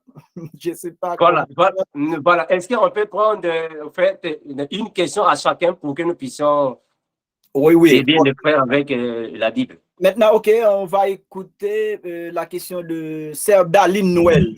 Sœur Daline Noël, après on va retourner sur l'écran. Sœur Daline Noël. Salut. J'ai 4 questions. La première est la suivante. Comment l'Église doit-elle se préparer à l'enlèvement? C'est ma première question. Salut. Oui, la question de Sœur Daline. Comment l'Église doit-elle se préparer à l'enlèvement? C'est la première question de Sœur Daline sur WhatsApp. Voilà, est-ce qu'on peut répondre à cette question, mon frère? Parce que la Bible nous en parle déjà. Comment l'Église doit-elle se préparer? C'est Hébreux chapitre 12, verset 14. Hébreux 12, 14 dit quoi, mon frère? Qu'est-ce qu'on dit là-bas? 12, 14. On dit quoi? Je pense que ce verset dit que rechercher la paix avec tous et la sanctification sans laquelle personne ne verra le Seigneur. Gloire à Jésus. Recherchez la paix et la sanctification avec tous. Donc, si vous êtes parmi les élus et que le paradis nous est prédestiné, donc il faut marcher dans la sanctification. Celui qui marche dans la sanctification se prépare pour le paradis. Merci, ma sœur. Ok. Maintenant, nous avons la sœur Michel, elle est en France. Et ma question est la suivante. Comment se préparer dans ce monde pour l'enlèvement? Bon, parce que... J'espère qu'on a dit, on se prépare avec la sanctification. La sanctification, c'est la préparation d'un enfant de Dieu pour le paradis. Voilà pourquoi dans Apocalypse chapitre 13, là-bas, on nous a parlé des saints qui ont lavé leurs robes. Laver la robe signifie la vie de sanctification, la repentance, la sanctification. Ça, c'est la préparation pour le paradis. Il faut se repentir de tes péchés. Il faut marcher selon l'esprit, mener la vie de sanctification.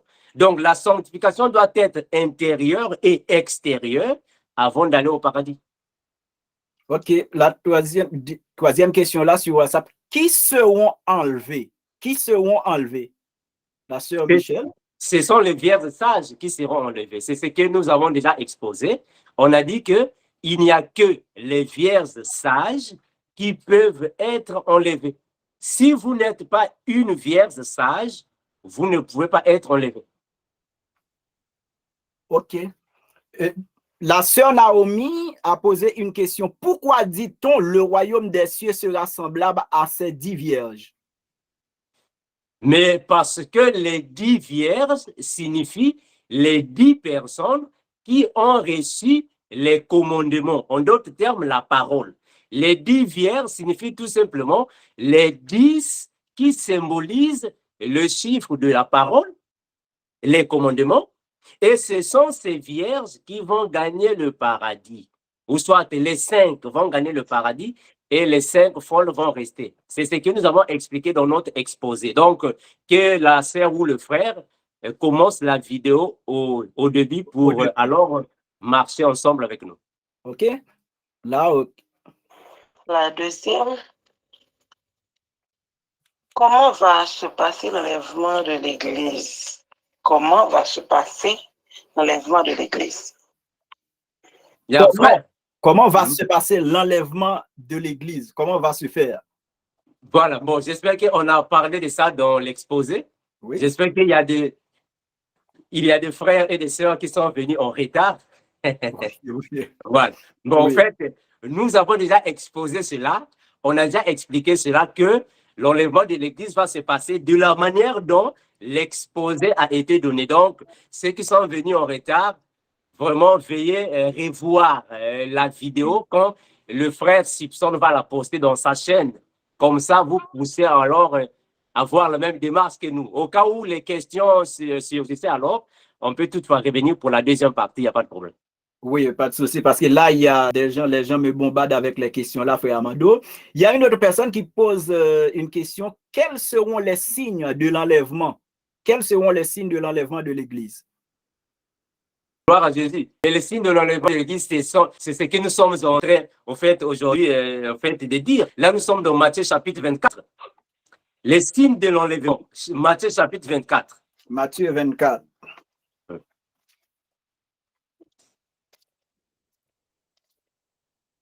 Matthieu 24. Ça, ce sont les signes qui vont alors précéder l'enlèvement de l'Église.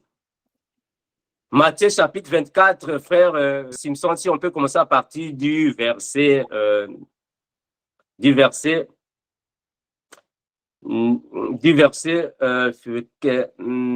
5.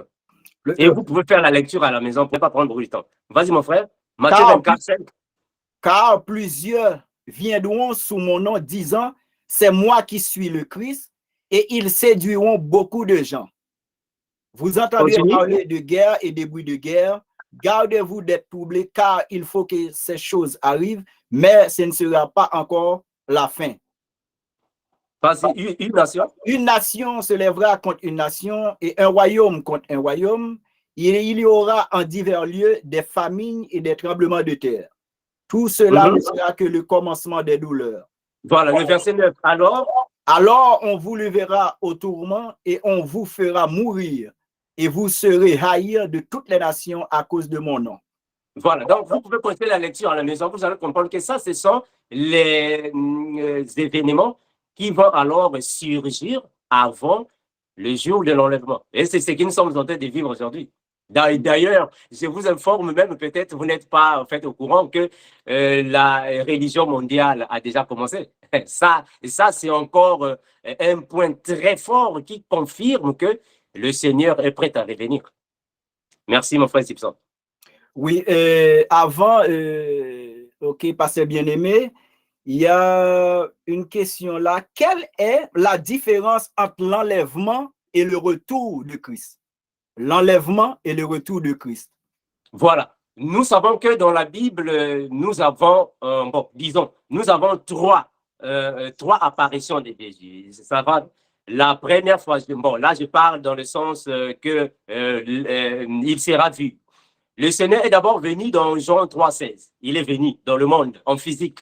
Bon, attention, parce que depuis la création du monde, le Seigneur ne fait qu'apparaître. Ça va, non? Pour ne pas faire la confusion. Alors, concernant le retour, l'enlèvement de l'Église, c'est quand les vierges sages vont monter à la rencontre du Seigneur. L'avènement, c'est quand le Seigneur va quitter le ciel pour venir dans les airs. Mais on va comprendre qu'il va revenir dans notre époque 2 fois, sans compter dans Jean 3,16. Parce que quand il va revenir cette fois-ci, c'est pour l'enlèvement de l'Église. Il sera dans les airs. Mais après les 7 années, il va retourner là avec nous. C'est pour la guerre d'Armageddon. C'est là qu'on va dire que tout œil le verra. Apocalypse chapitre 1er. Il va revenir pendant cette période. Donc, il nous reste 2 retours de Jésus. Le premier retour, c'est pour l'enlèvement de l'Église et le deuxième, c'est pour la guerre d'Armageddon. Ok, merci, frère Armando. Là, nous allons prendre 3 questions là sur WhatsApp et après, on va revenir sur l'écran. Et après, mes frères et sœurs, on va mettre fin parce que je vais essayer d'organiser une deuxième séance avec le frère Armando parce que là, les questions là sont nombreuses. Et une question, la question se pose ici, frère Armando, c'est quoi la noce de l'agneau? C'est quoi la noce de l'agneau? C'est la première question. Voilà, répondons d'abord à la première pour ne pas en fait les accumuler tout ensemble. OK. Le festin des noces, c'est tout simplement le mariage qui va se faire entre l'époux qui est Jésus, Christ dans ce cas, et l'épouse qui sommes nous, l'Église. Donc, c'est la célébration, la cérémonie de la fête du mariage entre Jésus et nous. C'est ça qui est appelé le festin des noces. En d'autres termes, le mariage entre l'époux et l'épouse. Alors, ce mariage va d'abord commencer dans le ciel et après, ce mariage viendra terminer ici sur la terre. Ce que Jésus a fait là-bas en Israël, c'était juste l'ombre, la préfiguration. Il est venu et il a appelé l'épouse qui est Israël. L'épouse n'est pas venue. Alors, les passagers, en d'autres termes, les nations sont venues au festin. Donc, le festin, c'est ce que nous sommes ici en train de dire.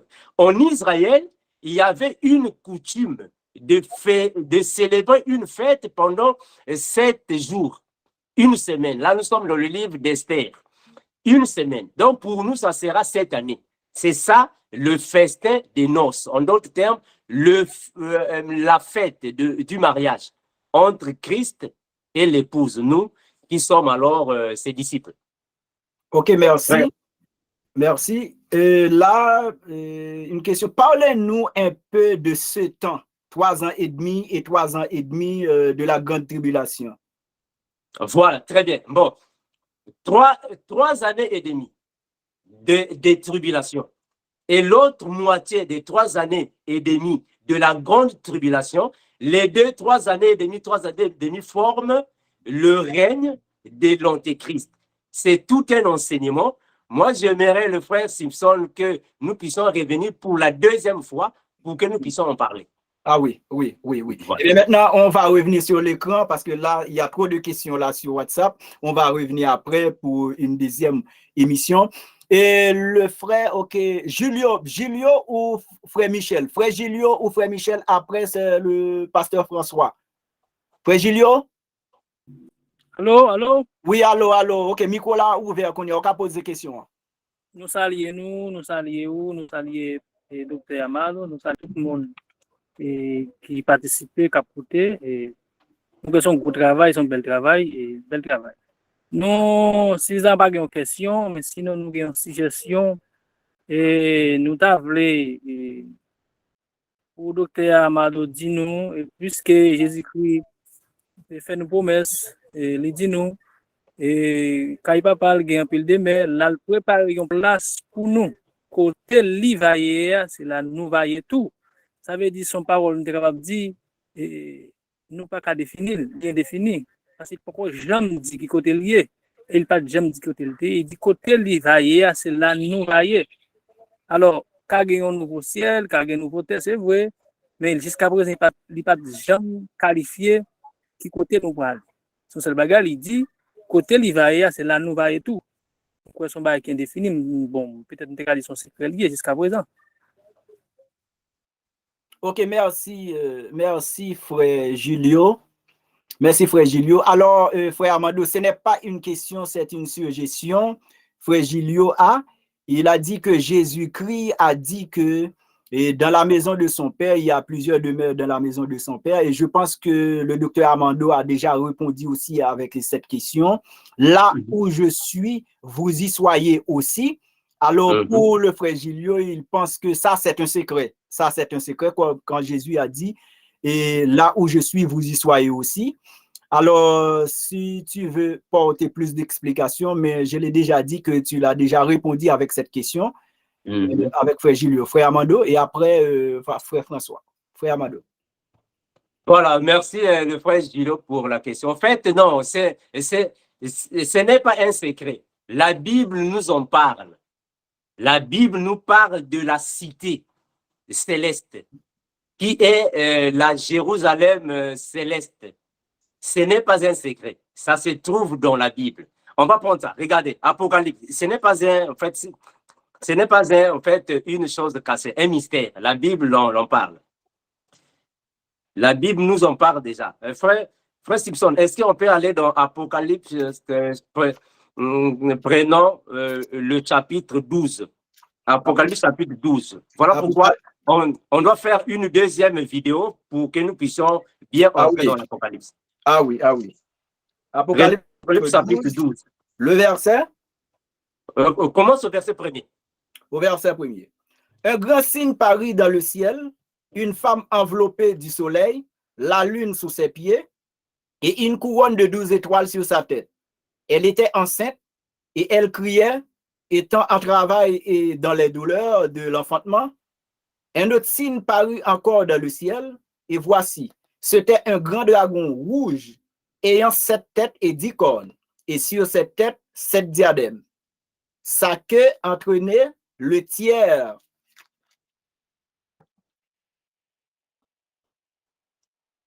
de dragon. C'est ça? Voilà, ça va mon frère. Donc, quand nous allons faire la deuxième partie, on va bien toucher l'Apocalypse. On va aller là-bas afin que nous puissions expliquer alors quelle est la Jérusalem céleste, la femme couronnée qui est ici parlée dans la Bible. On va comprendre qu'on va nous parler ici de la cité qui est là-bas au ciel. Donc, faisons une autre vidéo si le frère Simpson peut encore m'inviter afin que nous puissions aller dans le livre de l'Apocalypse. On va comprendre un peu que les choses que nous sommes en train de dire, on va aussi prendre quelques passages de l'Apocalypse pour nous aider. Merci. OK, maintenant, Pasteur François, c'est la dernière question. Après, on fait place aussi à Frère Bidad, Jean-Bidad Télise. Pasteur François. OK, merci, Frère Simpson. Alors, j'ai eu la chance de poser plus de questions dans la seconde partie. Mais entre-temps, j'aimerais plus d'explications concernant l'enlèvement de l'Église pour qui, quand on parle de l'Église, j'aimerais savoir si les patriarches aussi, ils seront, puisqu'on parle de l'Église, et l'Église, Jésus avait dit, je bâtirai mon Église, et l'Église avait établi au jour de la Pentecôte, et les patriarches n'y étaient pas. J'aimerais savoir si les patriarches aussi iront dans l'enlèvement de l'Église. Si oui, pourquoi, sinon pourquoi? Merci. Merci pour la question. La question, c'est celle de savoir est-ce que les patriarches font aussi partie de l'Église. Nous disons oui, ils font partie parce qu'il faut comprendre que depuis la création jusqu'à la croix, tous qui ont vécu là-bas n'avaient pas la grâce de leur vivant. La grâce a été donnée après la mort de Jésus. Mais on va comprendre qu'après la mort de Jésus, il est descendu dans les profondeurs pour aller prêcher l'évangile. En d'autres termes, il est parti donner la grâce à ceux qui n'avaient pas la grâce. D'où nous tous, nous faisons partie de l'Église. Voilà pourquoi quand il descend, il est parti les prendre dans les profondeurs. Il est venu avec tous les patriarches et les prophètes dans le lieu de repos. Nous sommes dans 1 Pierre chapitre 3. 1 Pierre chapitre 3. 1 Pierre 3. Prends le verset 18. Le verset 18. Christ aussi a souffert une fois pour les péchés, lui juste pour des injustes, afin de nous amener à Dieu, ayant été mis à mort quant à la chair, mais ayant été rendu vivant quant à l'esprit. Continue, mon frère. Dans lequel? Dans lequel aussi il est allé prêcher aux esprits en prison.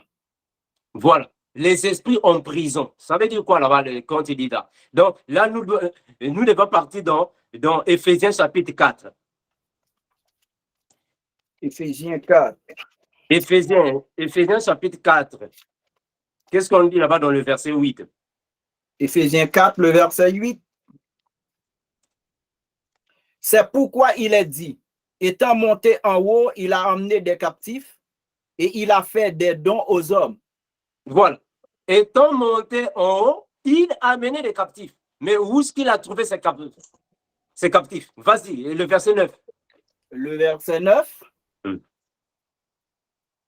Or, que signifie il est monté, sinon qu'il est aussi descendu dans les régions inférieures de la terre? Gloire à Jésus.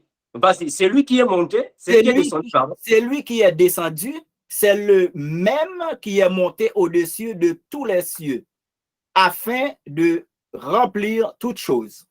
Gloire à Jésus. Donc, quand le Seigneur Jésus meurt sur la croix, il établit là alors la dispensation entre le temps de la grâce et le temps de la loi. Mais quand il meurt, son service sacerdotal n'est pas encore fini. Jésus est descendu dans les profondeurs. Parce qu'il faut comprendre que tous les patriarches et les apôtres, les prophètes, ils étaient dans le séjour de mort. Mais Jésus, quand il meurt sur la croix, il est parti accomplir sa mission comme un sacrificateur, un souverain sacrificateur.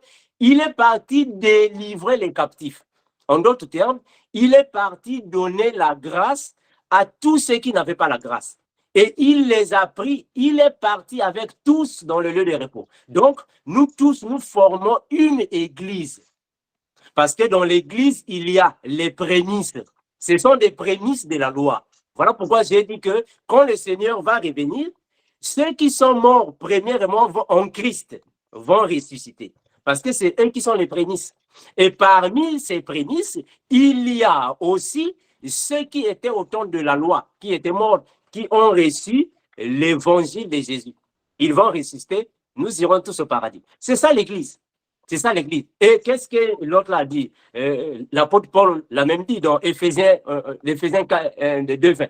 Qu'est-ce qu'on dit là-bas? Éphésiens chapitre 2, le verset 20. On dit quoi? Éphésiens 2, le verset 20. Vous avez été édifiés sur le fondement des apôtres et des prophètes, Jésus-Christ lui-même étant la pierre angulaire. Gloire à Jésus. Donc, le frère Paul est en train de dire que vous avez été édifiés les fondements des apôtres et des prophètes.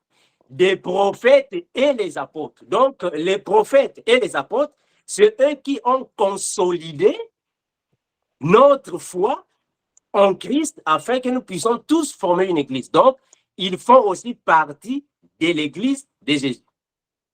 Merci, mon bien-aimé. Merci. Bon, nous disons un grand merci avec Dieu, le Saint-Esprit. Et nous disons un grand merci aussi avec le docteur Armando. Et je dis un grand merci aussi à vous qui êtes présents aujourd'hui. Et j'ai dit merci. Et je compte déjà sur votre présence. Merci pour votre présence. Et maintenant, mes frères et sœurs, nous allons mettre fin parce que là, il y a tellement de questions. Moi et frère Armando, nous allons organiser une autre séance sur l'enlèvement de l'Église parce que les amoureux, là, les amoureuses qui ont assoiffé de la parole, frère Armando, il y a tellement de questions. Et sur WhatsApp, là aussi, sur l'écran, il y a tellement de mains levées. Et bien maintenant, mes frères et sœurs, il y a aussi Bidad Téléis. Je fais place à Bidad Téléis. Il y a Bidad Téléis, nous fait place avant, si vous avez un mot capable de placer ou mettre placer parce que nous pourrons le mettre fin. Merci, M. Simpson. Je tiens à féliciter M. Armando pour la propagation de la bonne nouvelle de l'Évangile. Et je félicite aussi M. Simpson pour l'engagement qu'il a pris pour organiser des séances de formation. Et même si c'était tard, mais je profite de ce temps pour féliciter les panels qui ont mis d'être disponibles pour faire des discussions, pour apprendre la bonne nouvelle. Et c'est tout. J'aimerais encore présent et quand on organise des séances. Merci déjà parce que vous faites de bon travail pour propagation de la bonne nouvelle de la parole de Dieu. Ok, merci frère Bidad Téléis. Nous remercions chaque monde, sœur Blanguer, nous remercions la sœur Léromide André, et nous remercions aussi frère Gilio, pasteur bien-aimé, et nous remercions la sœur Abanda, la sœur Naomi, et la sœur Michel, et les gens qui sont connectés sur WhatsApp, nous remercions nous en pile parce que pour présence nous fait qui tourne une réussite avec conférence ça. Et nous te demandons à Dieu de donner plus de sagesse, plus de connaissance, plus de force avec le docteur Armando parce que dans le monde que nous vivons, nous avons besoin des combattants comme le frère Armando et deux personnes qui prêchent vraiment la bonne semence de l'évangile. Et aujourd'hui, nous espérons que mes frères et sœurs, nous avons reçu une nourriture solide pour notre âme. Nous disons un grand merci avec le frère Armando. Et maintenant, frère Armando, si tu as un dernier mot, mon frère, tu peux placer le dernier mot. Je fais place avec le frère Armando. Merci, mes bien-aimés, d'être là. Je remercie votre présence. Vraiment, nous sommes disponibles au cas où le Seigneur nous fera encore grâce de revenir afin de prendre d'autres questions. Bon, vous savez que nous sommes encore ici sur la terre, il y a encore beaucoup de responsabilités. Donc, chaque fois quand il y a des questions, appelez le frère Simpson afin que nous puissions organiser encore d'autres séries. Il n'y a pas de souci si nous pouvons revenir pour les questions qui n'ont pas été répondues dans cette émission. Je remercie vraiment votre présence, que le Seigneur vous bénisse et continuez toujours avec cette ardeur d'avoir la parole de Dieu proche. Je remercie énormément aussi mon bien-aimé le frère Simpson pour l'invitation.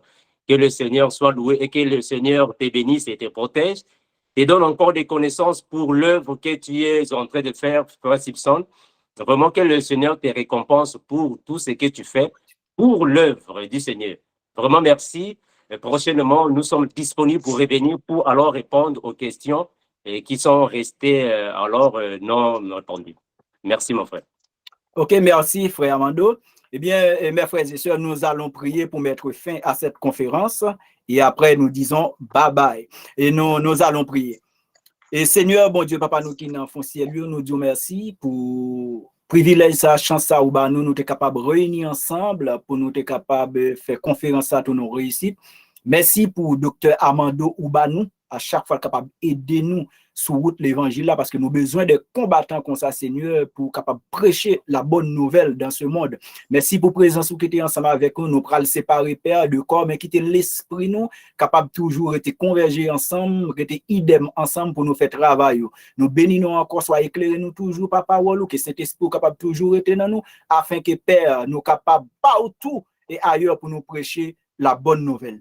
Merci pour présence nous qui était là. Nous prions comme ça, Papa, qui est dans le ciel là, dans le nom de Jésus. Amen. Vas-y. Maranatha. Maranatha. Jésus revient. Merci, Bye mes bye, frères et sœurs.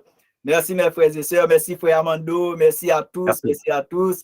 Je dis bye bye, bye bye, bye bye, bye bye. Merci à tous, mes frères et sœurs. Nous là pour l'autre émission. Pasteur François est capable de poser toutes questions. Frère Gilio, la sœur Blanguer, n'est capable de poser l'autre question pour l'autre émission parce que là, il va faire 2 heures de temps. Nous dit merci. Merci à nous tous. Merci. Bye bye, bye bye, bye bye. Frère Amando, merci à tous. D'accord, d'accord. Yes.